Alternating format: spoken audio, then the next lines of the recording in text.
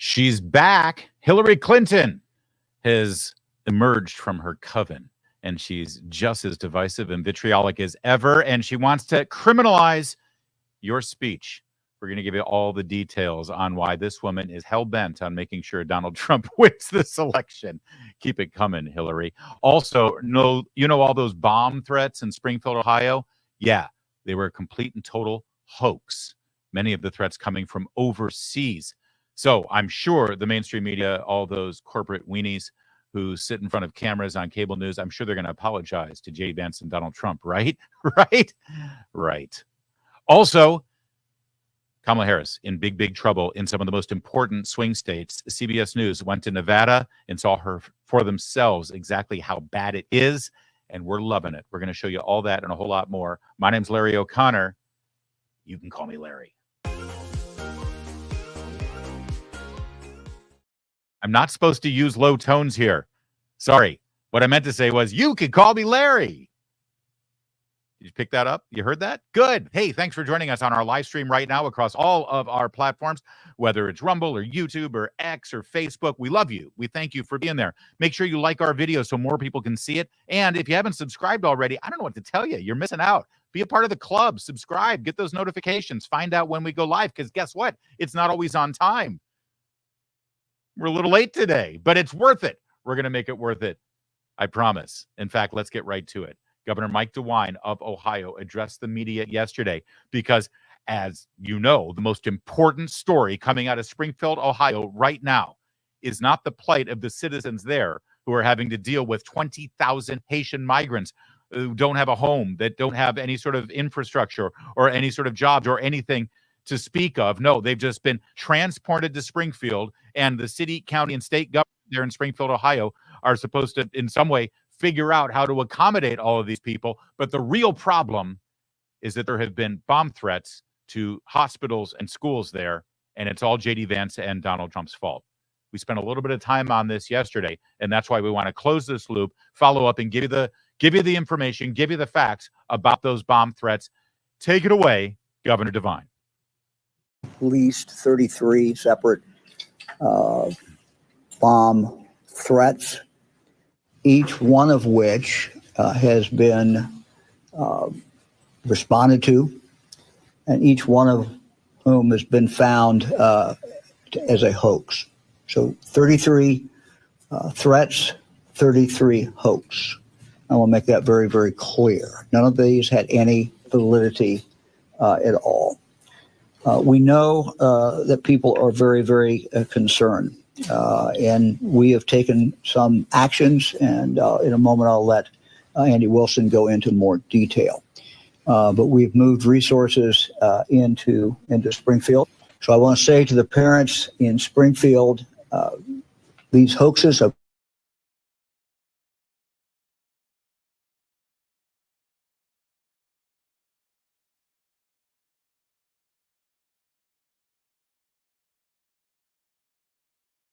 these actions. Some of them are coming from one particular country. We think that this is, one more opportunity to mess with the United States, and they're continuing to do that. So we cannot let the bad guys win. Our schools must remain open.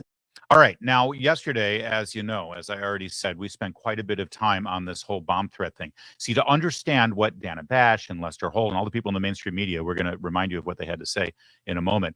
To understand their thought process, you have to think that there are a bunch of crazy MAGA conspiracists out there in this country who see J.D. Vance and Donald Trump talking about the conditions on the ground in Springfield with the Haitian migrants. And they think to themselves, this is outrageous. This is horrible. I'm so worked up about this that I'm going to pick up the phone and I'm going to call in a bomb threat to a school in Springfield, Ohio, because that'll show them, which makes absolutely no sense at all, of course.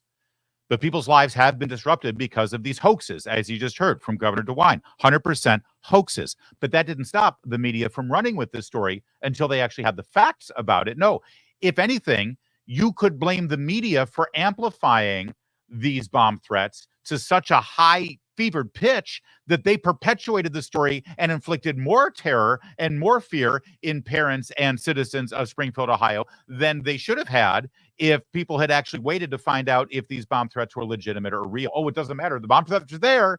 Well, now it turns out that the vast majority of them, first of all, they're all hoaxes. And secondly, they're all coming from overseas, foreign entities trying to mess with this. So now that we have the truth, and this came out yesterday afternoon, now that we have the truth about these bomb threats, and they're in no way connected to Donald Trump or J.D. Vance or any of the elements on the ground there in Springfield, Ohio, let's see how these very responsible members of the media have taken this information. Let's turn first to the morning show on CNN today. This is a full 15 hours after the governor of Ohio blew apart this story, blew apart this narrative, and explained to the world that whatever bomb threats were coming in are hoaxes, most of them from overseas foreign nations trying to mess with our country. Take it away, CNN. With you. It's, I think we should all question the rhetoric. The problem is that Donald Trump, who I think, if you were doing hurricane categories, he's on hurricane category 5, whereas the other side might be a 2. And Donald Trump and J.D. Vance are not questioning the rhetoric. Right now, because of their rhetoric, because of what he said in that debate, there's been 33 bombing threats in Springfield, Ohio, that would not have happened but for this false conspiracy theory being spread by the vice presidential and presidential Republican candidate. And those Haitians in Springfield, Ohio, and those students and the people that are victims of these threats and everything that's going on there don't have 24/7 Secret Service. I am so sorry. I think we've made a mistake here. And Kevin, come on. I mean, you're supposed to be the executive producer of this program.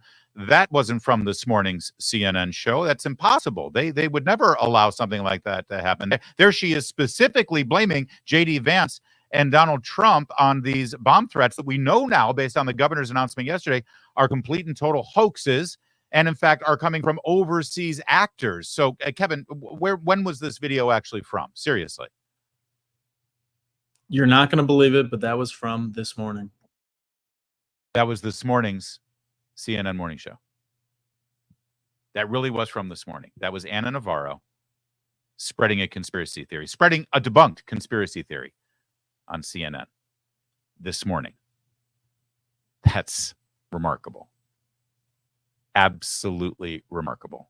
And completely in keeping with the brand that CNN has built for themselves, and certainly Anna Navarro has built for herself. Let's turn over to MSNBC, where they're much more responsible. I mean, just look at Joe and Mika.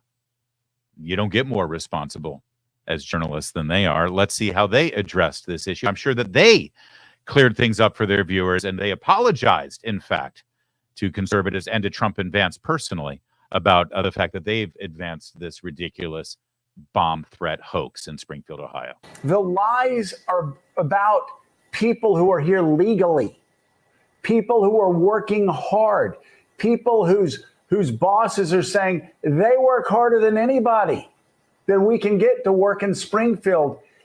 And here legally, working hard, pursuing the American dream, they and their children are in hiding now because of bomb threats and because of hatred and lies spewed by a ticket that's running to be president and vice president of the United States. Hey, what's Christ like about that? What's Christ like about that? I do love their born-again embrace of the gospel. So here he is, bearing false witness there, Mr. Christian Joe Scarborough, about what's going on in Springfield, Ohio. They're victims of bomb threats now, and they're in hiding. By the way, one other item of note. I do love the fact that all of these liberals, all of these left-wing liberals who are champions of the working man and the proletariat are now using as testimony about why we need more immigrants and migrant workers from places like Haiti in Springfield, Ohio, is because they're such hard workers. And who's giving them that testimony? The business owners, the factory owners, the captains of industry who like the fact that they can get cheap, hard-working labor from third world countries to supplant the American citizens who would otherwise be working in those countries. This has nothing to do with hard work. This has to do with exploitation of desperate people who are willing to do anything, literally anything, to get out of Haiti. And we're supposed to be celebrating that. That's Joe Scarborough celebrating the sweatshop owners who are willing to exploit desperate people who have come here to Springfield, Ohio, to supplant the people who have been living there for generations. Because they're just lazy, those people. That's a remarkable moment, too. But let's see how the conversation developed there on Morning Joe. Well, this is part of the moral sickness that we see around us right now. I think there's some good news on the ground in Springfield. Christianity Today did a report from Springfield about what churches and pastors are doing. There's not the kind of demonizing of Haitian migrants there locally, but it's coming in from all on the outside, and it's coming in all over social media. This is going to get people. Nobody, and I mean nobody, is demeaning Haitian migrants. We're demeaning the Biden-Harris administration for lifting all potential national security protocols at our border for the last 3.5 years and airlifting people into already desperate communities to tax the resources in that town even further. And I love the fact that this guy, Dr. Russell Moore, editor-in-chief of Christianity Today, and anybody who understands where Christianity Today has gone knows exactly who Dr. Russell Moore is. The fact that he says the good news in Springfield, Ohio. Did you hear that? He just said, well, the good news in Springfield, Ohio. And based on the news of the last 16, 17 hours out of Ohio, you would think that the good news in Springfield, Ohio, is that these so-called bomb threats, this elevated risk for the good people of that town, were complete and total hoaxes. No, that's not the good news in Springfield. The good news in Springfield is not that there are no actual legitimate bomb threats and everybody's safe, and whatever hoax may have been perpetrated on the people of that town is actually coming from overseas entities trying to meddle with our elections and meddle with our way of life in this country. That they don't see as good news. That's actually bad news. That's actually inconvenient. That actually gets in the way of them pushing their narrative that Trump and Vance are racist. And by the way, so are you for supporting them. No, the good news is we've got pastors who are there to accommodate the Haitians. And yes, that's great news. That's what pastors do. But that's not what our government is supposed to do. Our government, last I checked, are not supposed to act like pastors.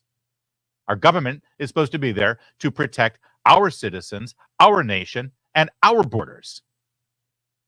People hurt. We have children who are sheltering in place, scared. This isn't just cat memes. And that's right. Part of what's so alarming right now is we act as though we're just, it doesn't matter if we lie our way to the truth.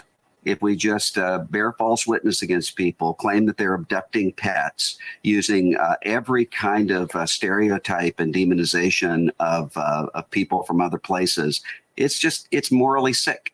Yeah, that's morally sick. But where was this guy when the people of Springfield, Ohio, for the last several weeks, if not months, had been desperately pleading for their own sanctity of their own private property, for the cleanliness in their own streets, for the infrastructure in their schools and in their city resources that have been taxed beyond belief to accommodate 20,000 people who have come into that city? I didn't see Dr. Russell Moore. In fact, I still don't see Dr. Russell Moore showing any sort of compassion for them. Compassion apparently goes only one way. But now you know the truth. The bomb threats are a complete and total fabrication. They're a hoax. There's nothing legitimate or real about them. So let's revisit exactly how Dana Bash of CNN addressed the issue with J.D. Vance. Just to remind you, the media's culpability in advancing yet another conspiracy theory, yet another hoax that they refuse to apologize for or even correct the record about. Nobody is disputing that the town of Springfield, Ohio needs help. But you're not just a bystander, you're the senator from Ohio. So instead of saying things that are wrong and actually causing the hospitals, the schools, the government buildings to be evacuated because of bomb threats, because of the cats and dogs thing, why not actually be constructive in helping to better integrate them into the community? Because there are a lot of employers there who nobody is. So that again was Dana Bash specifically saying that J.D. Vance caused the bomb threats because of the, as she puts it, cats and dogs thing. But of course, we know that that's not true. There never was any evidence to suggest that J.D. Vance or Donald Trump had caused the bomb threats. And now we know that the bomb threats weren't real. They were hoaxes and they came from a foreign country. How exactly was that caused by J.D. Vance? And I just want to remind you that the bomb threats, there is absolutely no evidence that these fraudulent hoaxes, these bomb threats, the vast majority of whom come from overseas, according to Governor DeWine, that these bomb threats were perpetrated or instituted by anybody sympathetic to Trump and Vance. In fact, one could easily make the argument that the evidence suggests that the people who have advanced these bomb threats are people who are hostile to Trump and Vance. In other words, people who are trying to help Kamala Harris and Tim Walz in this campaign, because they have now advanced a narrative that the media has picked up with and ran with as a weapon against Trump and Vance.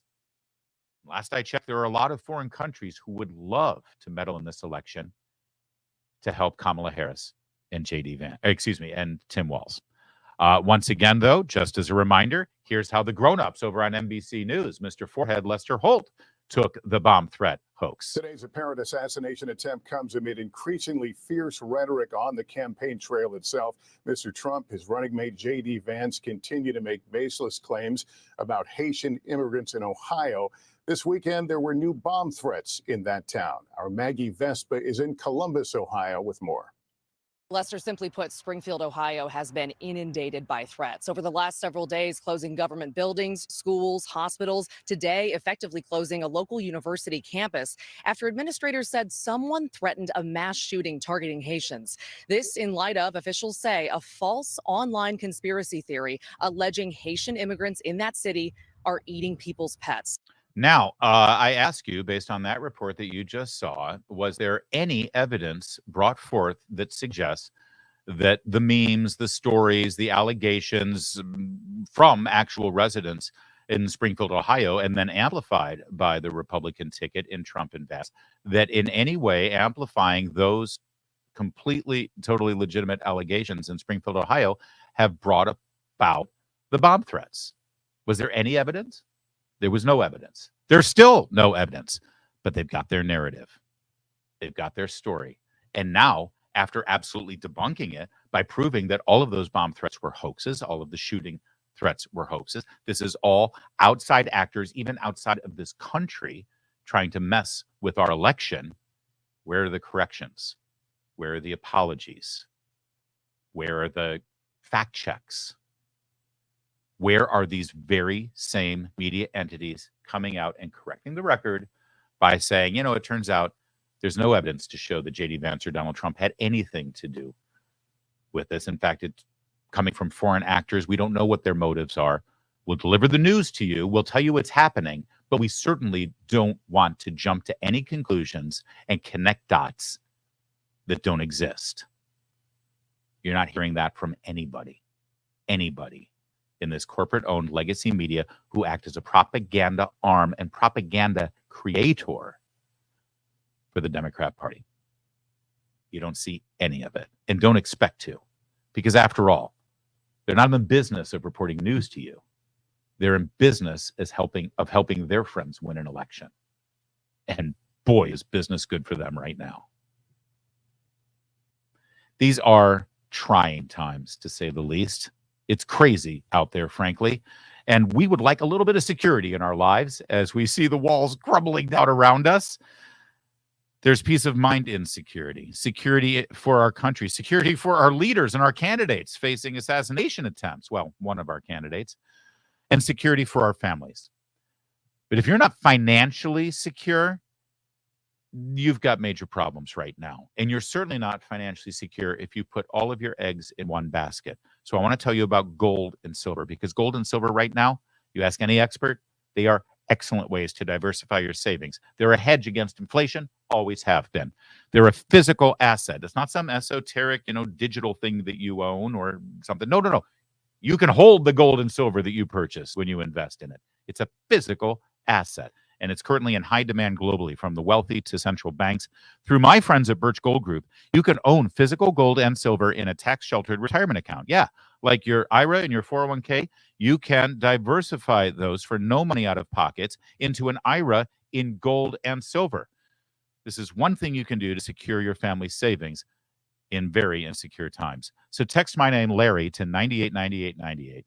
That's LARRY to 989898. You'll receive a free no obligation info kit. You'll learn the role precious metals play in your overall savings strategy. That's Larry to 989898. They've got an A+ rating, by the way, with the Better Business Bureau, as well as the Better Business Bureau. They're a little bit over there, but it's good. They've got thousands of happy customers. You can trust Birch Gold. You can trust them like I do. Again, that's Larry to 989898. Take care of that now.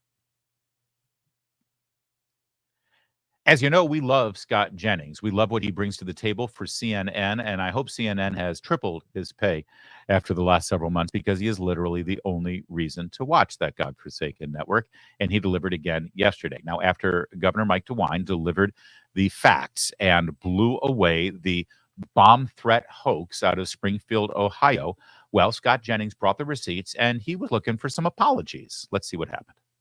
I do think it's important when we think about this story. All weekend long, we were told that what Trump and Vance were doing, they were directly responsible for these bomb threats and whatever.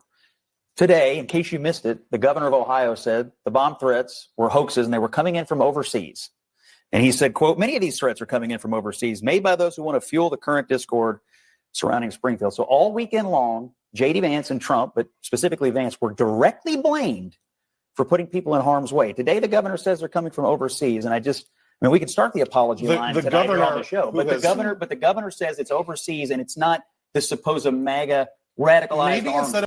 Now, we're going to get to some more on this, because you can see that the human Q-tip there is about to chime in, Ellie Mistal.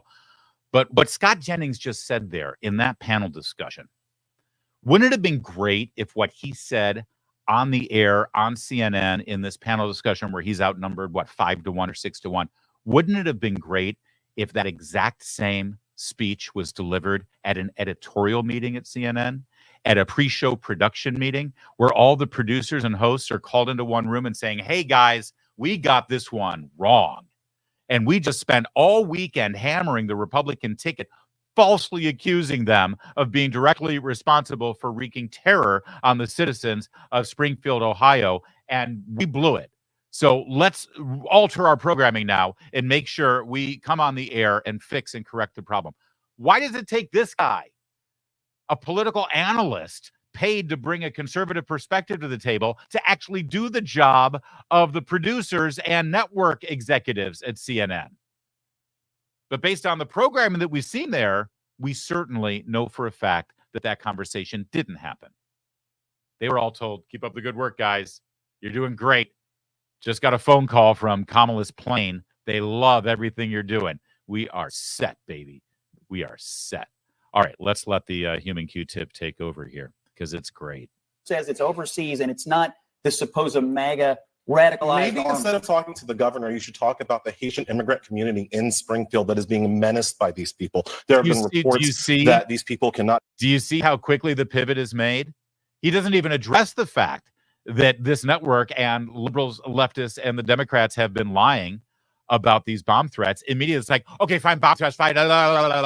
Let's talk about the migrants. Let's talk about the Haitians. And by the way, he just made a claim. Again, last I checked, one of the N's in CNN stands for news. He just made a claim on the network that Haitians are the subject of terror and persecution in Springfield, right? Hang on, watch it. That is being menaced by these people. They're being menaced by what people exactly? Hold on, let me go back further. Talk about the Haitian immigrant community in Springfield that is being menaced by these people. Can I tell you something? If there are Haitian immigrants in the community in Springfield, Ohio, that have been menaced by these people, I'm guessing these people are Republican voters, Trump supporters, these people. I assure you that if Haitian immigrants in Springfield have been menaced by Republicans or Trump supporters, you'd hear about it. You'd have them on camera right now. They'd be delivering their testimony. You'd be seeing the police reports. This is a myth, or at least it's unfounded, let's say. I guess it could exist, but I haven't seen it. Have you? But he just made the claim, and that's all that matters. They've been menaced menaced by these people. Okay, keep going, Ellie. There have been reports that these people cannot send their children to school. There have been reports of... No, that's not true. There have been reports of parents keeping their kids home from school because of the bomb threat hoaxes that have been amplified by CNN and cable news, which therefore, again, brings on more bomb threats. If you ignore the fake bomb threats, then parents will be fine sending their kids to school. So these reports, he's misreporting the news, but that's fine. Go ahead, Ellie. Keep going, baby. I'm going to tell you, you're going to get a great contract from CNN if you keep up this behavior. You might even get your own primetime show. Property damage. One of the Haitian newspaper has shut down as they have been under threat. Maybe you should talk to Haitians instead of Governor Mike DeWitt, who has been part and parcel of some of the lies and attacks against the Haitian community. Okay, so number one there, he talked about how Haitians have had property destroyed. Haitians, if they have property, it's whatever they brought on their backs to this country. How about the property destruction of American citizens who have to deal with Haitian migrants living on their front lawns right now against their will and against their permission? But we don't have to care about them at all. You see, this is where we are in this country right now. Listen, I think every single American would love to help people who need help from a war-torn country, from a hellhole that is Haiti, although we're not allowed to call it a hellhole because that makes you racist too. Although for what a wonderful functioning country it is, they seem to be fleeing it in droves. We'd love to help them. The problem is you're not helping them by destroying the very community that you've moved them to. But there are no violins playing for the people of Springfield. There is no clothing being rented on behalf of their plight. There is no passion, or for that matter, righteous indignation from the likes of Ellie Mistal or anybody else on cable news on behalf of the people, the citizens who work hard, pay their taxes, and try to keep their community together in Springfield, Ohio, despite the outside influences that have been beating down on them for months on end now. You don't hear anybody speaking out for them. No, Ellie Mistal only has concerns over, as he puts it, the Haitians who are living there, which is great. If that's what his main concern is, that's fine. But the people who want to be president of the United States right now on behalf of the Republican Party, they have great concerns for the Haitians. They have greater concerns for the Americans, because guess what? That's who they're there to represent. That's who they're there to lead. That's how this country works. We just had a whole segment, Scott, where you proudly said that people should tone down the rhetoric and that we need to take personal responsibility for the things we say. Well, here we have an example of stochastic terrorism against a vulnerable immigrant community, which does not have Secret Service protection, Scott, which does not have military force watching their back. These are vulnerable people out there, and they are being menaced because of lies JD Vance is making. So it's terrorism by criticizing the conditions on the ground in Springfield, Ohio. But understand exactly the point that Ellie Mistal is just making, because I appreciate him being honest and at least being transparent with the American people and the viewers of CNN about where his priorities are and what he's saying. Donald Trump has Secret Service protection, so you can go ahead and throw whatever violent threats against him that you want, because he's protected by Secret Service. So keep it up, everybody. Do whatever you want against Donald Trump and JD Vance. They've got Secret Service protection. But the people of Haiti, the Haitians who were living in Springfield, Ohio, by our permission and our good graces, they don't have Secret Service protection. They have nobody to protect them. Funny, though, I did a quick search before we went on the air.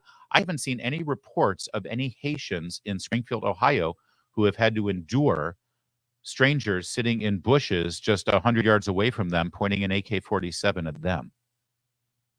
Maybe it's me, but it seems like the violence is only directed in one way at this moment. Scott Jennings was not done on CNN. Sadly, again, as you saw from the makeup of the table, it's one against many, but he's up to it. In fact, frankly, I don't think it's fair. They should make it 1 against 40, and then Scott Jennings maybe will have a fight on his hands. It's an important conversation. How are they here legally? Because of executive action on immigration. I don't believe it is an attack on immigrants. Are you saying they don't have a right to, they shouldn't be here when they're... Oh, did you hear that? She almost said, are you saying they don't have a right to be here? Well, actually, no, they do not have a right to be here, but she had to correct herself.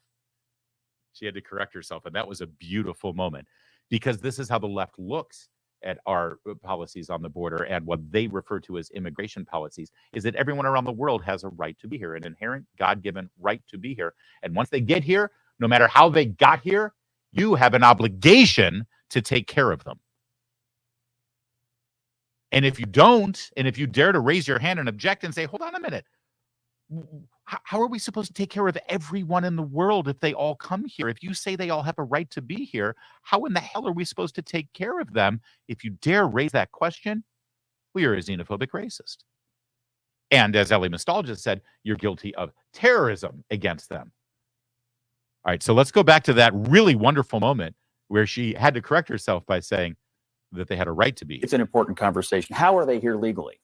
Because of executive action on immigration. I don't believe it is an attack on immigrants. Are you saying they don't have a right to? They shouldn't be here when they're Do you not agree essentially with temporary saving the protected town? status? Do you know what temporary protected status is, and do you not agree with it? No, I think most Republicans do not believe that the executive branch or the officers of it should be able to wave what J.D. Vance correctly calls a magic wand so people can circumvent the normal immigration process. You have the mayor and the governor saying that these businesses needed workers. Temporary protected status has been around for a long time. And Democratic, Republican. Ohio business. I just want to point out that left-wing liberals in America are standing shoulder to shoulder with business owners who are rationalizing cheap exploited labor that has come to the middle of this country as a great and the businesses need this cheap exploited labor. Why aren't you on the side of the owners of the sweatshops? Nike needs those Uyghurs to make those tennis shoes for 20 cents an hour. Don't you see?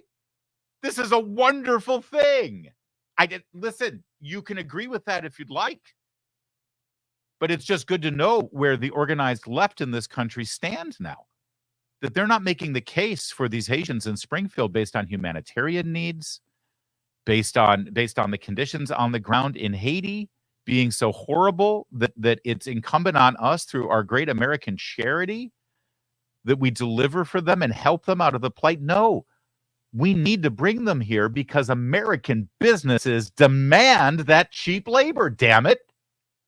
Wow. It's good to know where we stand now in this country. That needs to be amplified quite a bit. One other quick question before we get back to this, because of course the debate now, as you're seeing, has to do with whether Haitians have a right here or whether they should be here or whether it's our responsibility to bring them here. I don't know if you know this. You probably do because you're super smart, way smarter than anybody sitting on that panel, Scott Jennings excluded. But you know, Haiti, they always refer to Haiti as an island nation. The island nation of Haiti, you hear this all the time from these morons. It is an island, but it's not an exclusive island of Haiti that it sits on. You know that it's an island and it's split in half. The western side of the island is Haiti. The eastern side of the island is the Dominican Republic. And Haiti has gone through a lot. Haiti has gone through earthquakes. They have gone through fires. They have gone through famine. They've gone through dysfunctional dictatorships going all the way back to Papa Doc Duvalier. And it's always been a problem down in Haiti, right? And now they're fleeing here and getting granted temporary protective status, as they're debating right here in this segment, out of the good graces of the Biden administration, not because they want them to be immigrant citizens and vote or anything. No. It's just because we love them, we care about them, we want to help them, and you know, business owners need cheap labor. But here's the thing that nobody seems to ever raise in these conversations. Haiti's going through this, horrible situation again. It's like every 7 years, Haiti goes through a horrible situation and we have to take care of them. But wouldn't it be more efficient for them to just go across that border on the same island that they live in and get help in the Dominican Republic? Right? I mean, why go through all of this, the boat launches to the United States and the airdrops from the United States and piling on and getting down to the southern border and then crossing the border in Texas, and then the Border Patrol is on horseback and they're accused falsely by the Biden administration of whipping these Haitians as they're trying to illegally enter our country. And then they're giving temporary. Yeah. Wouldn't it be a lot more efficient if they just opened up the border to the Dominican Republic and let them walk across and get their help and subsidies there? Why isn't that ever a solution? Should really ask the government of the Dominican Republic about that, about why they don't want to just open up the gates and let their brothers across the border in from Haiti. You should look into that. Find out why we're the ones who have to go through all of these extraordinary efforts to bring Haitians here instead of just letting them walk across that imaginary border. You know, they have a big wall there in Haiti and Dominican Republic. It's a really big wall. It's super effective. Funny how we don't get to have one here. All right, back to the discussion. This is needed workers. Listen, most Americans think we need less immigration, not more. Most Americans think we need a process, and there is a That's true. legitimate Those two things are there is true. a legitimate conversation to be had about how cities on the border in Ohio, in New York, and everywhere else are being expected to absorb large populations. That doesn't mean the populations are inherently bad, or the people are inherently bad, or that they don't But provide he's saying value. they're inherently But when bad, you- and but that's when the you- point. But when you put huge numbers of people in communities and they begin to have impacts on the policing system, the healthcare system, the roads, whatever, the school, whatever it is, and then you just say to the communities, good luck.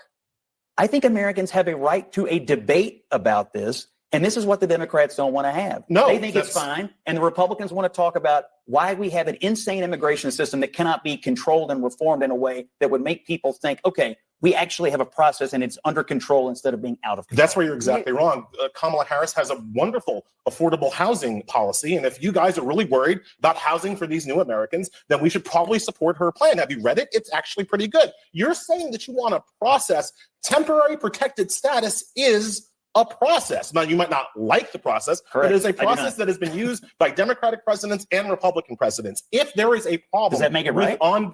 If there is a problem, I think temporary protected status, which is something that we give to people when their countries are in crisis, is not just right, it is moral.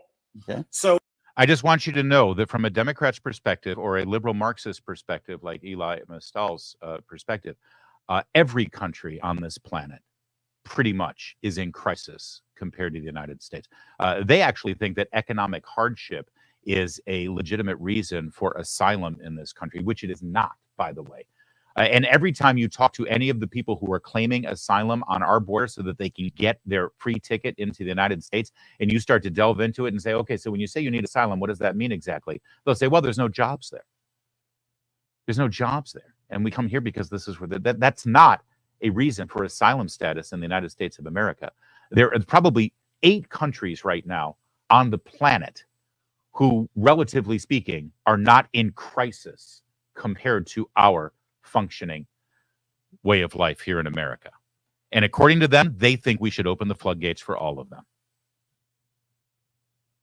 if you really think that there is a problem onboarding these new Americans into our communities, then I think we should all support more affordable housing being built all across this nation, because we certainly have the space. Can't be done. That is a great idea. In fact, what we should do is adopt the affordable housing policies of the state of California, dominated by Democrat elected officials for the last 20 years of our existence. We should adopt their affordable housing policies that they've been spending billions of dollars on for the last 2 decades, because nobody lives on the streets in California. Everybody's got a roof over their head because left-wing, liberal, big government affordable housing policies always work. Wait, none of that is true. None of that is true at all. None of those policies work. It results in more people living on the streets. Scott Jennings was not done on CNN.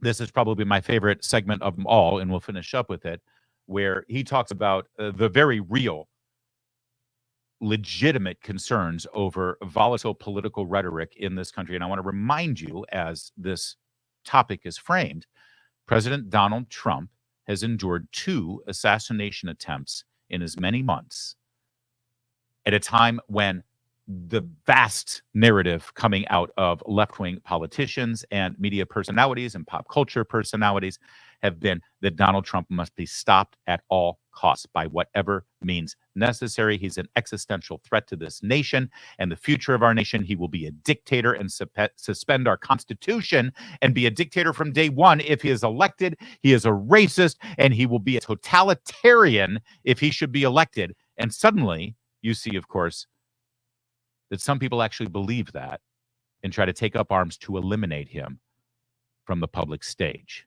So given that backdrop, let's see how the CNN panel discusses volatile, violent rhetoric in our mainstream political conversation. My big story this weekend was the New York Times' excellent reporting on John Roberts and how he's been putting the thumb on the scale for Donald Trump all past this term. So my hot take is this. If Harris is lucky enough to win the Electoral College by only one state, John Roberts and his Supreme Court will find a way to flip that state back into Trump and give Trump the victory. It will be a redo of 2000. So people in Harris's camp need to understand they need to win by more than one state. They need to win by 2, 3, 4 states to make their margin of victory so large that the Supreme Court can't take it away from them. There's a lot going on in that. I feel like they know they need to win by more than one state. Yeah, I feel because like the Supreme Court. I feel like that might be the only way to do this thing this time around, Scott. I mean, for the record, Bush won Florida. I would love to roll that recap back there. I don't think so. Please. You know, my God, We should have conspiracy theory night here at We the should have Andy had the Phillips Show. Okay, all right. Here's I was reading in The Hill today. All right, so you saw what just unfolded there, right? That at a time where we're all being asked to tone down the political rhetoric, and we're all, but although I don't know why Republicans are being asked to tone down political rhetoric, because I don't see assassination attempts against anyone other than Donald Trump. We have Elie Mystal doubling down, saying that the Supreme Court will steal the election like they did in 2000. We have mainstream political panelists on CNN continuing to deny the election results, not of 2016, but of 2000. That they still refuse to accept the results of that election. They probably, if pressed, would also deny the 2004 went to George W. Bush. I say this only to remind you that we keep hearing from these people that this is Trump, this is Trump, this is Trump. He's an election denier. He's the worst of the worst. All of this extraordinary stuff that we're seeing, all of the tossing out of regular journalistic norms, let alone societal civilizational norms when it comes to conversations about politics. It's all Trump's fault. It's all because of Trump. As soon as he's gone, everything will go back to normal, and Tip O'Neill and Ronald Reagan will have a beer after they fight about the budget every day in Washington, D.C., which never actually happened. They still deny the results of the 2000 election. Everything they say about Trump, they said about George W. Bush. They said it about John McCain. They said it about Bob Dole. They said it about Mitt Romney. They said it about Ronald Reagan. They say it about you every single day. This isn't about Trump.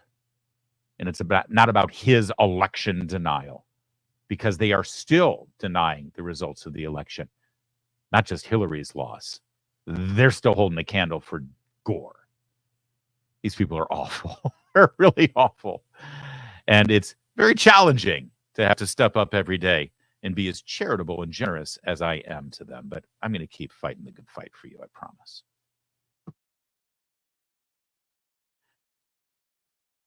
Speaking of election denial, which we were just now, and if you missed that segment, go back and watch it. Hillary Clinton emerged from her coven yesterday. On MSNBC, she had an exclusive one-on-one with Rachel Maddow, and I regret to inform you that we have several clips of it. I regret to inform you of that because, honestly, if I want to keep an audience, the last thing I should do is present two odious, unlikable individuals like Rachel Maddow and Hillary Clinton. But what she had to say is incredibly newsworthy and noteworthy and educational for all of us, because Hillary Clinton's about to paint a picture of the type of America we'll have should Kamala Harris prevail this November. Watch this. And boosting Trump back in 2016. But I also think there are Americans who are.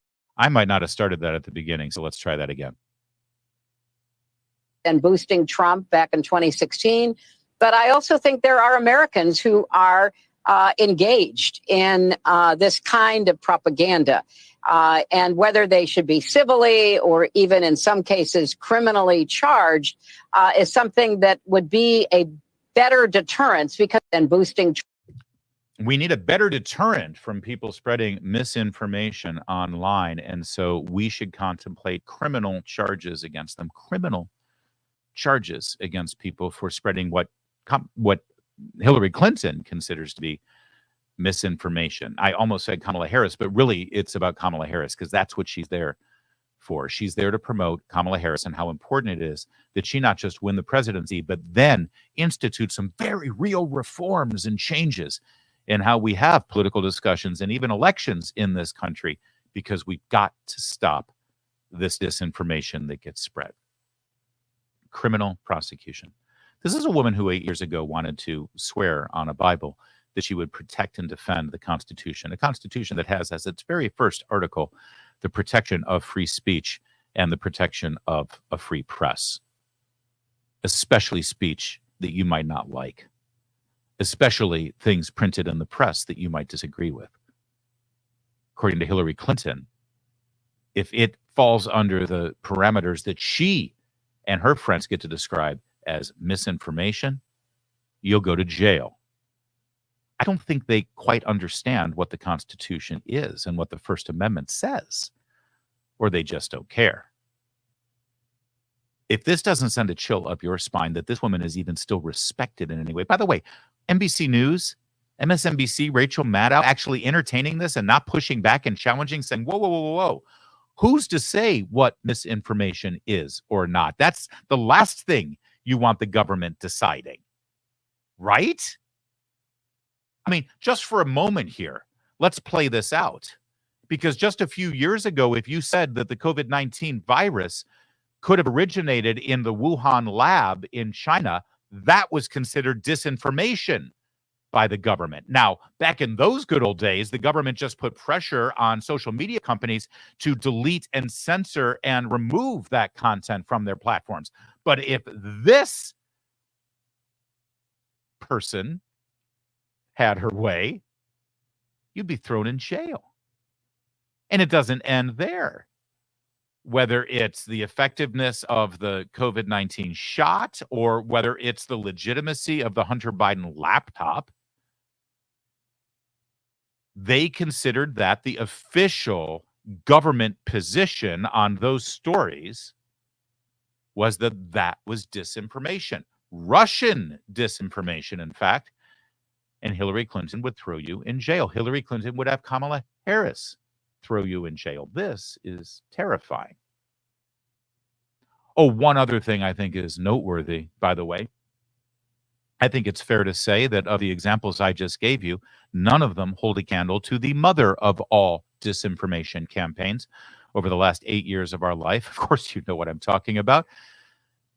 The idea that Donald Trump won the 2016 election through collusion with the Russian government that was evidenced by the Steele dossier, you know, the Russian dossier that proved beyond a shadow of a doubt that Donald Trump was in bed with the Kremlin and Vladimir Putin, and they worked together to defeat this woman, Hillary Clinton, and win the 2016 election. That story ended up instigating an FBI counterterrorism investigation into the Trump campaign. Eventually, that morphed into an investigation of the sitting president, the Trump administration, which then led to the Robert Mueller special prosecutor investigation. And that entire story, including the key evidence, the Steele dossier, that entire narrative was created out of whole cloth by her. The Steele dossier was paid for by her. I mean, she is in fact the author of the greatest disinformation political story of the last decade. And she now dares to sit up on NBC with that peacock and say that disinformation should be subject to criminal prosecution. Listen, lady, if that's your position, okay, I'll walk down that road with you. Can we start with you? Could we start with you, please? Tell you what, if a prosecution of you over the disinformation perpetrated on the American people with the Steele dossier and Russian collusion can be the first test case to see if you can actually go to jail for it, I'm willing to have a go if you're willing to be the first defendant. We okay with that plan? But she was just getting started. Here's more Hillary. He's still being taught, especially by the media, that the more offensive he is, the more he can dominate the media space entirely. And I feel like you've been a good diagnoser of that, not only from when you were up against him, but from what others have done. So do you have an antidote for that, or a way that people can talk themselves out of taking that bait? I think that's really a critical question. And I think there's a couple of things going on here. You mentioned the press, and sadly, the press is still not able to cover Trump the way that they should. They careen from one outrage to the next. What was outrageous 3 days ago is no longer on the front pages, even though it threatens the physical safety of so many people, particularly, as you point out, immigrants that he and Vance have decided to demonize. And again, since we're in the business of prosecuting people for disinformation, is there any, where was Rachel Maddow jumping in and saying, I am sorry, Madam Secretary of State, I just need to jump in here and protect our news brand here. There is no evidence of any Haitian immigrants being in any way physically threatened by anything that J.D. Vance and Donald Trump said. There literally is no evidence of that, but I guess Rachel was daydreaming there and counting her $30 million a year she makes for doing one show a week for MSNBC. But understand what Hillary Clinton is saying here. Hillary Clinton looks at the current legacy corporate-owned media makeup in our country, and as she sees it, they're too easy on Trump. That's how she sees it right now. That's how warped this person's brain is. Good God, what Bill did to her, we'll never really fully know. I don't understand why it's so difficult for the press to have a consistent narrative about how dangerous Trump is. The late, great journalist Harry Evans, one time said that, journalists should, really try to achieve objectivity. And by that, he said, I mean, they should cover the object. Well, the object in this case is Donald Trump, his demagoguery, his danger to our country and the world, and stick with it. They were merciless about what they saw as President Biden's, problems in the debate and calling. Yeah, they were merciless about Biden. Let's get to that in a moment. Could George Orwell please phone in here and give us his take on the literal redefinition of the word objectivity? Did you catch that? Yeah, the media should really focus on objectivity. And by that, we mean focus on the object. In this case, the object is what? This is what happens. This is what happens in a totalitarian propaganda regime where you basically redefine words to mean what you want them to mean. Objectivity, in Hillary Clinton's perspective for the media, is to just keep focusing on Donald Trump and telling us how awful he is. I can't believe they spent so much time talking about how Joe Biden couldn't put three words together and looked like he was going to fall on his face because he's so mentally and physically debilitated, while Donald Trump was standing there being the same Donald Trump we've seen for the last 10 years. What's wrong with you people? The media is so obviously in the tank for Trump. That's where you have to twist your brain to sit in her seat right now and look at the world the way she looks at it. I almost pity her if she weren't such a evil witch. For him to withdraw, I believe Donald Trump has disqualified himself over and over and over again to be a presidential candidate, let alone a president. The second thing, though, I do love that. And it's one of the things that elitists always say over and over and over again that I love to push back on. So I'll take this opportunity to push back too, because my guess is in your everyday life, you've got friends at work at the cubicle next to you, or maybe your liberal son-in-law, or maybe the moron on your Facebook page who says, what Trump just did is disqualifying. This is disqualifying. That is disqualifying. 100% Let's just be clear here, because it's the most elitist thing I hear ever. You will never hear me say it. You will never hear me say it. There are two things that are disqualifying for someone who wants to be the president of the United States. And that is, number one, they are under the age of 35. And number two, they're not a naturally born citizen of the United States of America. Everything else is your opinion. Your elitist superiority complex is fueling you to say, that's disqualifying. Guess what, ma'am? You've learned this better than anyone else. If the American people decide that a person you happen to detest is worthy of their vote for president of the United States, and enough of those American people living in enough states with our electoral college system has made that determination, then that person is the president of the United States. You know what's disqualifying for the presidency, Hillary Clinton? Being so unlikable and so corrupt and being such a liar that you can't get enough states to vote for you. But of course, you already know that, don't you? You sure do. Though, is that part of what Trump is counting on is for people to get desensitized. I mean, oh my gosh, did you hear what he said yesterday? Did you hear who he attacked? Did you hear the viciousness? And it just like with a shrug, okay, fine, we're moving on. Well, Americans need to understand that they have to take Trump both seriously and literally. He has said what he wants to do. He and his allies with Project 2025, his desire to be a dictator, at least on day one, all of that is in the public record. And I believe that more Americans have to be, willing to endure what frankly is discomforting and to some extent kind of painful.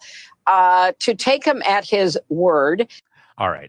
Project 2025. He wants to be a dictator on day one. Again, disinformation is now criminally prosecutable. So let's go, honey. Time to get in the cuffs. Let's do the perp walk. We're going to let a jury of your peers decide whether you just broke the law with disinformation. My favorite part of this, and we're going to move on. We've got a little bit more Hillary Clinton for you, but I have had enough of the Rachel Maddow appearance, to be frank. But I do love the fact that he says Trump's counting on the American people being desensitized to all of this. Honestly, I can't decide what is the more overriding, remarkable aspect of Hillary Clinton personifying the left in this country in this clip right now. Is it their stupidity? Is it their cluelessness? Or is it their fascist tendencies? Because this is a woman who is saying Trump is counting on the American people to be desensitized to all of the outrageous things he says. And the only solution is for journalists in this country to quadruple down and continue to shine a light on all of the things. It should be nonstop. It should be nonstop. Trump did this. Trump said this. Trump did this. Trump said this. Trump is a threat. Trump is a threat. Trump is a threat. Trump should go to jail. Trump is a felon. Trump is a rapist. Trump is everything. Trump is that. Da, da, da, da. Well, nothing desensitizes people more than the constant drumbeat that we have seen for the last 10 years. I don't want to give them any advice, but maybe for a moment, they should actually take the pedal off the gas and take his issues seriously, take his policies seriously, and debate those front on, instead of actually making the topic Donald Trump and all the things you don't like about Donald Trump, because that ain't working, babe. How about if you really want to win a political debate in this country, you actually take the issues seriously rather than your perceived threat of Donald Trump seriously? But they won't do that. Do you know why they won't do that? Because they know better than anyone else that Donald Trump is, in fact, right on the issues. And he's in line with the American people on those issues. That's why they're the ones who constantly want to make the issue Trump and what he says and what he does and lies about him and make it about him instead of what he intends to do. Now, sadly, you're going to see a lot of Hillary Clinton over the next couple of days because she's got a new book coming out because, boxed wine costs a lot of money to get drunk on every night while you're alone in your home, staring at the mirror in your bathroom saying, I could have been president. I could have been president. So here's a little bit more Hillary Clinton. I got tears in my eyes then because this man has escaped accountability his entire life. The case, which was mistakenly called a hush money case, was an election interference case. Why did he do what he did? He did it to try to keep the information from the American public so that they wouldn't turn away from him and vote for me. So it's a pretty clear case of election interference. And she is so incredibly deranged and seriously needs psychological help. I'm only half joking that she stares drunkenly in the mirror every night and laments losing that election. And we all know why she lost. Because she's a hateful human being. And because she refused to go to places like Wisconsin and Michigan and Pennsylvania to campaign and actually ask the people of those states for their votes. They took them for granted, of course. But I just want to point out something that she just said, because it's a bit of a tell. And in fact, shines a light on something that we've all known. She's talking about the Stormy Daniels case. Now, she's right. It shouldn't be called a hush money case. We've been saying that forever because Donald Trump did not pay hush money. He paid Stormy Daniels money in exchange for her signing a non-disclosure agreement, something that everybody does all the time, including Doug Emhoff, the guy who wants to be the first dude of the United States. That's right. Kamala Harris's husband, when he had an affair with his children's babysitter and got her pregnant, he made her sign a non-disclosure agreement in exchange for money and to be taken care of. That's hush money, guys. It's the same kind of hush money that Donald Trump paid Stormy Daniels, although the difference is that Donald Trump continues to maintain that he never had sex with Stormy Daniels, something that even Doug Emhoff won't maintain about his babysitter. So she's right. It shouldn't be called a hush money case. But listen to what she says here, because this is the whole ball game right here, what she's admitting to. She's admitting to this because she needs to bolster her own ego that she should have never lost to Donald Trump, right? I only lost him because he cheated. He cheated. He cheated, I tell you. He cheated. Well, listen to what she admits here. Tears in my eyes then, because this man has escaped accountability his entire life. The case, which was mistakenly called a hush money case, was an election interference case. Why did he do what he did? He did it to try to keep the information from the American public so that... By the way, this is really rich considering Hillary Clinton and George Stephanopoulos, now of ABC News, back in the 90s when Bill Clinton was running for president, spearheaded what they called the Bimbo Eruption Squad. Bimbo Eruptions were a bunch of women who had stories to tell about Bill Clinton's time in Arkansas. They intimidated those women and got them to shut their mouths, and then intimidated the press to not find any of these women to tell their stories in the media so that the information couldn't get to the voters so that they would vote against Bill Clinton because he was such a cad. And in the case of Juanita Broderick, actually, allegedly, a rapist. Hillary Clinton created this paradigm to keep information about women that a man would have an affair with or worse from the American people. And now here she is admitting everything. That the Alvin Bragg prosecution of Donald Trump wasn't about the money. It was about election interference. Well, why is that a big deal? It's a big deal because the district attorney in Manhattan has no jurisdiction over election interference. The Department of Justice does. And the Southern District of New York, one of the most aggressive investigative bodies in the Department of Justice, looked at this issue. They spent millions of dollars in resources investigating whether the non-disclosure agreement with Stormy Daniels was tantamount to election interference. And you know what they said? They said, no, it wasn't. They dropped the case. They never brought charges in their jurisdiction against Donald Trump. That's where Alvin Bragg came in as the DA of Manhattan. And he picked it up, and he very creatively found a way to prosecute Donald Trump for election interference without prosecuting him for election interference. And here's Hillary Clinton, so high on the buzz of being vindicated. I'm not terrible. People don't hate me. See, I really did win that election. That she actually gives away the whole thing here. The problem is that this case is on appeal, and I'm pretty sure what Hillary Clinton here said could in fact be evidence in that appeal. That thing's getting overturned big time. Real fast, we'll finish this up. And when you heard that he had been convicted, there had to be, you're human, there had to be a side of you after enduring months of hearing lock her up, thinking, right. This is the person who's actually facing time in jail. Looks like karma to me. A completely unlikable, odious individual. Good God, we dodged a bullet with her. But I just want to point out one other thing, because so much of what we do here is to shine a light on really bad journalism and media malpractice by the propaganda press.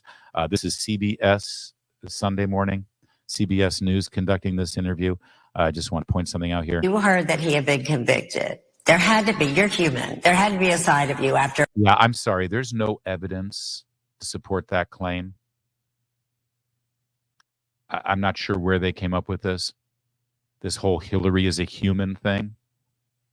But unless you have evidence to prove that, some sort of firsthand knowledge, you shouldn't make that claim in the middle of an interview, right? That's outrageous.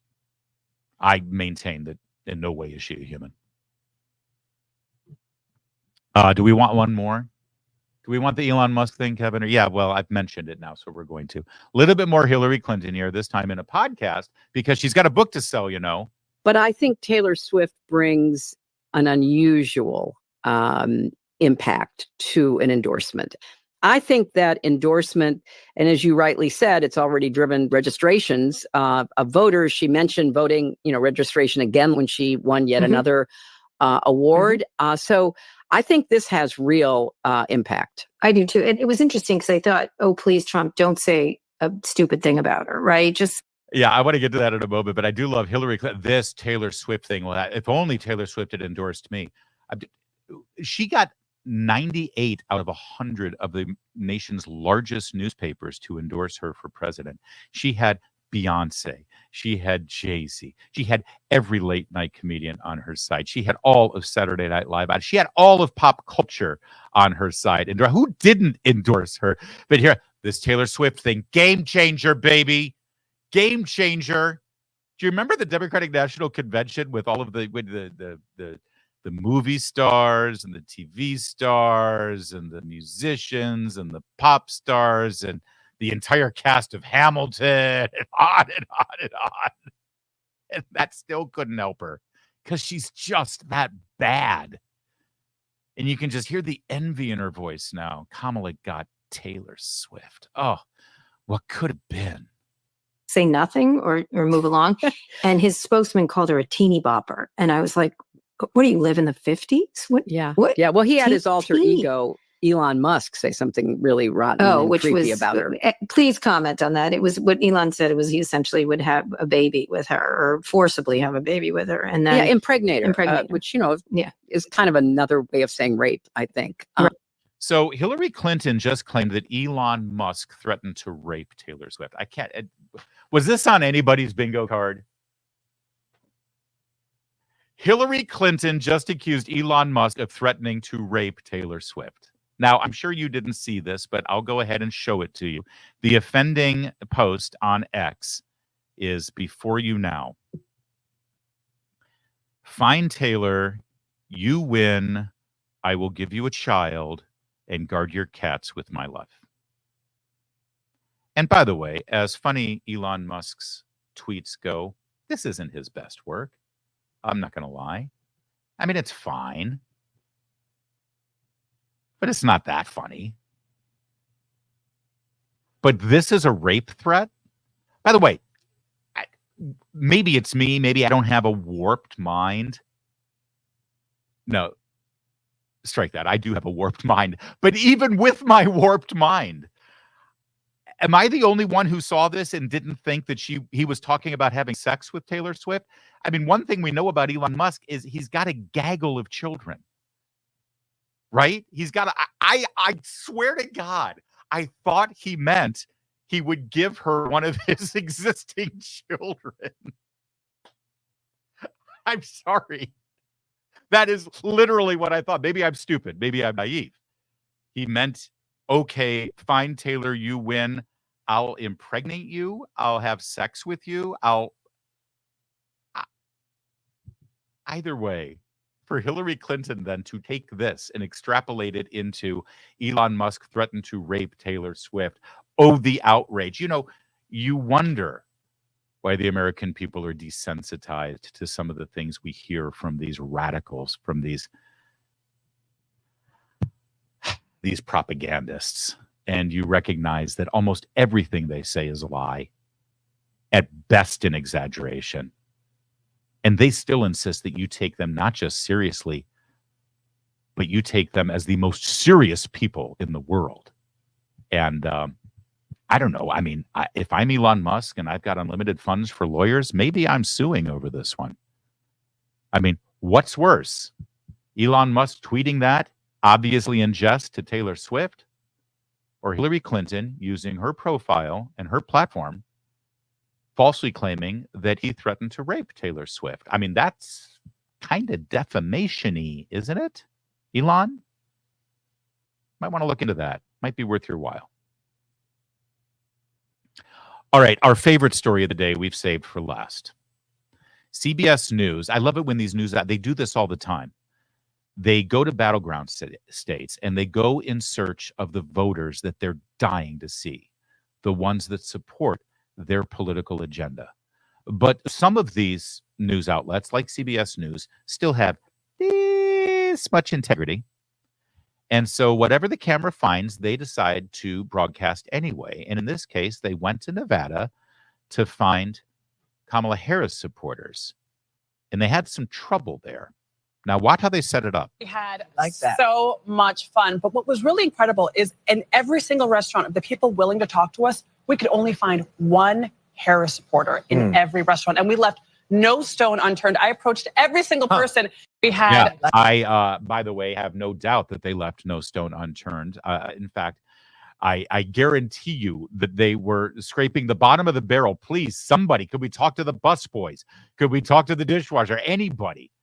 There's got to be someone out there supporting Kamala Harris. This is as they go to diners and small town coffee shops and restaurants in Nevada.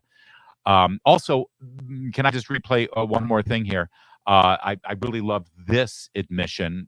I love it when they admit things when they don't realize they're admitting something. So much fun. But what was really incredible is in every single restaurant of the people willing to talk to us. Right there. The people willing to talk to us. In other words, there were a lot of people that they went to talk to in Nevada about their presidential preferences. And they said, yeah, could we talk to you about the election?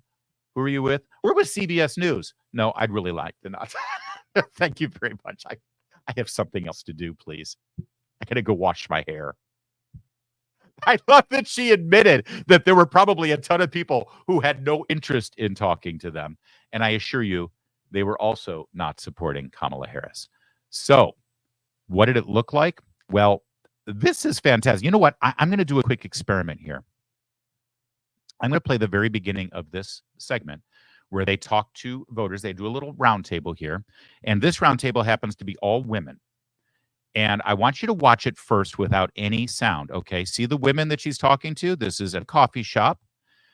And you see the women there, the one with the hat, the one with the glasses, the African-American woman with a very colorful blouse, and the other woman sitting next to her. Now, you heard her set this up and say that they could only find one voter who supported Kamala Harris. So, as I show you this without the audio, I want you to think in your mind of these four women that they're talking to. Which one is the Kamala Harris supporter? Okay? You've seen the women. Have you picked the one that you think is the Kamala Harris supporter? Right? And if you'd like, you can go ahead and put it in the comments section right now. Who do you think is the Kamala Harris supporter at the table here? Because she already told you we could only find one, right? All right. So now let's watch the segment. What is most important to you? I'm extremely concerned about the border.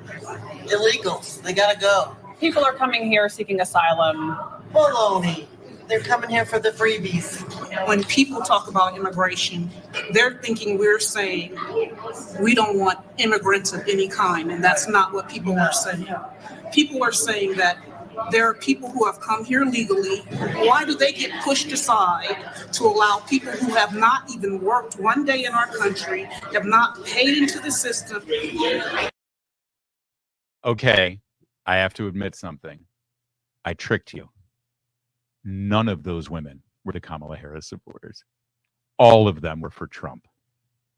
And by the way, one other great moment there, and I don't know if you caught it, because they started talking about immigration and they talked about the people breaching the border and coming here and disrupting our nation. Did you hear that the reporter started arguing with them? They always do this. They always debate. They don't ask questions and just wait for the answers. No, they have to debate. They have to push back. They have to make their case for their candidate or for their issue. Watch her. Issue is most important to you? I'm extremely concerned about the border. Illegals, they gotta go. People are coming here seeking asylum. People are coming here seeking asylum, says the reporter. No one at the table said that. Now, they didn't show her on camera saying it, but she's, oh, they're seeking asylum. And I love this woman with all my heart. Baloney. Baloney. She's right. They're not coming here seeking asylum. This isn't about asylum. They want the jobs. They want money. They want benefits. They want a better way of life, and I can't blame them because they will find a better way of life here than in Guatemala or in Honduras. But it's not asylum. All right. So then she finally finds, I'm sorry for tricking you, but she finally finds her soy boy Kamala Harris supporter. I took my brisket and mac and cheese with me to catch Ken Lasker with a to-go order. How closely are you watching this election? Oh, very closely. He was the only Harris supporter we met at lunch, even though Washoe County has historically been pretty politically split. Wow. So that's Nevada right now. Now, it's true. It's been pretty politically split. Can I tell you something, though? Since Barack Obama became president of the United States, Nevada has consistently voted for the Democrat every single election. If you're doing the math, that's a lot of presidential elections, 4 in total. And now this time, it looks like Donald Trump has actually broken that streak. As of now, Nevada is looking super duper strong for Donald Trump, as evidenced by that segment right there. But it gets worse, because what you just saw from CBS News on the ground in Nevada is echoed across the board in the so-called blue wall battleground states. Don't believe me? Well, let's check in with CNN. And I know, everybody loves that Kornacki guy over on MSNBC with his khaki pants and his rolled up sleeves and his exciting, effervescent way he goes about his screen. But I like this guy on CNN. Why? Because it makes me happy to see CNN so upset. That's why. And they don't like the results of the latest polls as they dive deep into how shallow Kamala Harris' support is. Take a look. Berman, from my undisclosed location. You'll never guess where I am. So take a look here. National polls in the last month, including leads within the margin of error. Look, Kamala Harris leads in pretty much every single national poll. She's led in 9 of the polls that have been released over the last month. Trump has just led in 1 national poll over the last month, and we've had 1 tie. So the fact that a national poll shows Kamala Harris ahead, not really much of a surprise because, John, pretty much all of them do. Okay, and there's more to this, but I just want to jump in here, as I always do whenever we talk about national polls, to remind you, but you already know this, you're smart. National polls, for the most part, are meaningless. Why? Because that's not how we elect presidents here in the United States of America. The national poll has no bearing on who ends up sitting at the Oval Office in the White House, right? It's state-by-state poll. But knowing that, and knowing that Kamala Harris leads in 9 of them and Trump only leads in 1, you know that that's kind of irrelevant. But watch more, because it actually gets very interesting. And the thing is, Harry, thanks to the founding fathers, this isn't a national election exactly, is it? Oh, now you're suddenly behind me. You keep on moving. There's Harry, still at an undisclosed location, but at least virtually behind me, making me very nervous. All right, Harry, talk to us about what the states look like, the battleground states. Yeah, so look, this is about the Electoral College, right? So let's take a look at the average margin. Nationally, Harris is ahead in the average poll by 2.5 points. But look in those 7 key battleground states, Arizona, Georgia, Michigan, Nevada, North Carolina, Pennsylvania, and Wisconsin. Harris is only ahead by 0.3 points, John. So the bottom line is, in those 7 key battleground states, it's a significantly tighter race than it is nationally, John.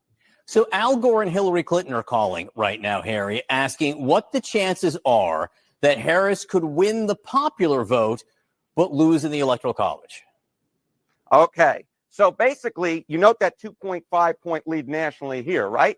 Okay. Harris's chances, if she wins the popular vote by 2 to 3 points, the chance she wins the Electoral College is only 53%. The bottom line is, once you have to get all the way north to about 3 to 4 points for Harris to have a clear chance, the clear majority chance of winning the Electoral College. If she only wins by less than 2, look at that. only a 23% chance of winning. Right now, Harris is right now in that danger zone where basically about half the time, given that popular vote margin nationally, she would win. And so here's the situation. Chance Harris wins the popular vote at this point is about 70%, but the chance she wins the Electoral College is only about 50%. So the bottom line is at this hour, John, there's about a 20% chance that Kamala Harris wins the popular vote, but actually loses in the Electoral College. So we could be heading towards one of these splits that we saw in 2016 and in 2000, whereby one candidate, Kamala Harris, wins in the popular vote, but loses in the Electoral College. Basically, at this hour, we're right in that sort of weird middle zone where we honestly don't know what's going to happen based upon the popular. Okay, now, if your brain is hurting after all of that and you're not, I don't get it. How can she be winning the popular vote by 2 points, 3 points, 4 points, but then still lose in the Electoral College? How can she be winning in all of these national polls by 2 points, 2.5 points, but in the battleground states, she's only up by less than 1 point? Well, it's obvious, isn't it? These national polls are oversampling and overcounting votes in states like California and Illinois and New York. You can win by 1 vote in California, or you can win by 5 million votes in California. But as far as the Electoral College is concerned, you still get the same number of votes to be president from California. By the same token, these national polls are underreporting votes coming from Texas or from Florida or from other solid Republican states. Why? Well, because polls show and studies show and research proves out that most Republicans and conservatives are hesitant to answer phones from national pollsters, and they don't participate in those polls. Now, the science behind polls suggests that the experts are supposed to wait for those kind of discrepancies and differences, but they don't. They never do. There's another thing that you need to bear in mind. In states like Pennsylvania, where the great work of Scott Pressler and other activists on the ground to register brand new voters as Republicans in that state and in other swing states and battleground states, well, all of those new registered Republicans will not show up in any of these polls because these polls are of likely voters. And if you just registered to vote, you are not a likely voter. They qualify you when you do these polls. They ask you what your voting habits are. Did you vote in the primaries? Did you vote in the last election? Did you vote in the last presidential election? And based on how you answer those questions, that makes you a likely voter or not a likely voter. And if the poll only includes likely voters, that means if you are a first-time voter and you just registered, you won't be counted in these polls. That's why these numbers are different. That's why there are discrepancies. But there's more. There's much more. Take a look at how Donald Trump is doing electoral collegely, if that's a word. It's an adverb. In these polls as of this week. Look at this. Donald Trump gets 287 electoral votes because the bottom line is Pennsylvania would flip up here, and you would also get this flip out in Nevada over here. And that, my friends, is what we're talking about. We are talking about the closest campaign in a generation where a single point could make all the difference in the world. John, this. Now, I didn't start this at the beginning, so let me do that, and I'm sure that Kevin will fix this in the edit. I hadn't queued it up. Sorry. Results end up being Kamala Harris would win this election with 292 electoral votes to Donald Trump's 246. But let's just say we move the current polls, and let's say the result differs by them by a single percentage point, and Donald Trump is the beneficiary of it. Look at this. If Trump outperforms his current polls by just a single point, you take that Kamala Harris win, and look at this. Donald Trump gets 287 electoral votes because the bottom line is Pennsylvania would flip up here, and you would also get this flip out in Nevada over here. And that, my friends, is what we're talking about. We are talking about the closest campaign in a generation where a single point could make all the difference in the world. John, this is a truly exciting race right now where any slight movement can make all the difference. All right, now let me just translate that quickly if you missed it. If the election were held today, according to these polls, Kamala Harris wins narrowly in the Electoral College. But if Donald Trump's polls are 1 point off, if he outperforms the polls by 1 point, he wins the presidency. Now, there's two ways to look at that. We've got 50 days until Election Day, roughly. That means if Donald Trump improves his position by just 1 percentage point, he wins. There's another way to look at it, though, and we'll get to that in just a moment. Remember this, though, because there's another very important data point about Kamala Harris and how she is polling as of now against Donald Trump at this stage in the election, because we've got apples to apples to apples to look at. This is not the first time Donald Trump has run for president. This is the third time. So how is Kamala Harris doing against Donald Trump right now compared to how Joe Biden did and compared to how Hillary Clinton did? Worst polling Democrat against Donald Trump in history on national polls. No one is performing worse among blacks, among Hispanics, the worst performing Democrat in modern history among those demographics, worst performing polling wise among Jews. She is losing key factions of the Democratic base. Muslim voters, she's at under 50%, she's at 52% in the latest CARE poll among black Muslims. She is not doing well. Yeah, thank you, TikTok, for that one. She is the worst performing Democrat running for president in recent history, and certainly against Donald Trump. You want to see how that breaks out? Because remember now, I just told you that if Donald Trump outperforms his polls by 1 point, it's over. 1 percentage point. And remember, I told you there's two ways to look at that. The first is he can improve his position by 1 point between now and election day. But there's another way. And frankly, a more realistic way of looking at it, a more fact-based way of looking at it, a more understandable way of looking at it. What if the polls are wrong? What if the polls right now that you're seeing are undercounting Trump voters? What if Donald Trump's performance on election day or election season, since some states actually start voting as early as this Friday, what if Donald Trump actually does much better than current polling suggests he will do? Remember, all he needs is 1 percentage point difference in where he sits right now and what he actually gets on election day. Take a look at this graphic. This is from Real Clear Politics. If you look all the way over on the right, you'll see 2016. It shows how Hillary Clinton polled on election day against Donald Trump. Oh, excuse me. I'm so sorry. Strike that. It shows how Hillary Clinton polled at this time, mid-September, against Donald Trump. The middle column shows how Joe Biden polled at this time, September 16th, against Donald Trump. And then in the closest column, you'll see Kamala Harris. We'll start with the national polls. Hillary Clinton was at 1.5 in 2016. That's comparable to where Kamala Harris is right now. Joe Biden was at 5.9. If you look at Wisconsin, Hillary polled at 4.0. Donald Trump won Wisconsin. But at this time in 2016, Hillary Clinton was up by 4. Joe Biden was up by 6.7. And he only ended up being declared the winner of Wisconsin by less than half a percentage point. Right now, Kamala Harris is sitting at 1.2 in Wisconsin. On down the line, Pennsylvania, Hillary was at 6.2 at this time. She lost. Joe Biden, 4.3. Again, it was within a percentage point. Kamala Harris is basically dead even in Pennsylvania. Look at Ohio. Trump was winning. One of the few states he was winning, but by a hair.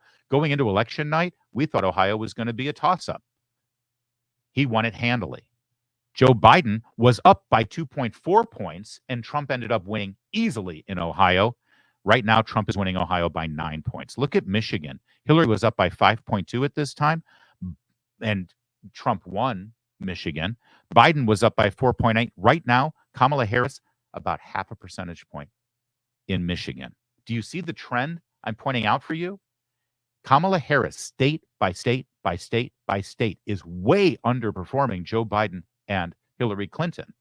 And if you look at the past precedent of how Donald Trump is consistently underrepresented in these polls at this time, I mean, now maybe the polls have all changed. Maybe they've fixed their methodology. Maybe they're much better, but they certainly weren't in 2020 to 2016, right? I mean, look at these margins of victory Joe Biden anticipated having in mid-September. Arizona.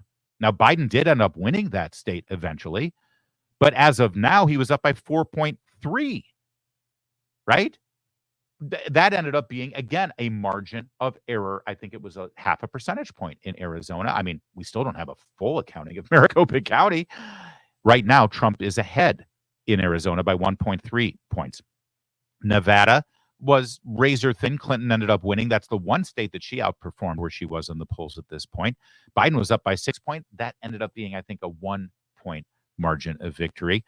Kamala Harris barely up by 1 point. North Carolina was Clinton up by 0.5 point, Biden up by 0.5 point. Trump ended up winning, going away in those states in North Carolina by a couple of percentage points, and he's winning by, according to these polls, 0.5 percentage point. Georgia, we know how that worked out. Trump was up by 4.2. He won. Against Joe Biden, it shows that he was up by 1.3, and the way Georgia ended up, Biden barely eked out the victory there. Right now, Trump is ahead by 0.3. And in Florida, well, again, it was a toss-up. People went in on election night in 2016 thinking it was going to be a nail-biter. Trump at this time, 8 years ago, was up by only 0.7. He ended up winning easily. 4 years ago, Florida actually showed a lead for Joe Biden, but that disappeared on election night about 2 hours after the polls closed. And right now, Trump is showing a commanding 6-point lead. My point is this. If it's true that all Donald Trump has to do is outperform where he sits in the polls right now by just 1 percentage point, it's kind of a no-brainer. Not only is he going to improve his position in the polls between now and Election Day, but I think that based on the past performance of these polls across the board nationally, as well as in all the states we just broke down, the Trump vote, the real vote, the actual votes that will show up on Election Day are not even close to being represented properly and accurately in these polls. 1 percentage point, that actually seems like easy money. And that's your good news to end our program for today. Keep hope alive. Keep fighting the good fight. We've got this. We just got to stick together and keep our eye on the prize. My name's Larry O'Connor. You can call me Larry.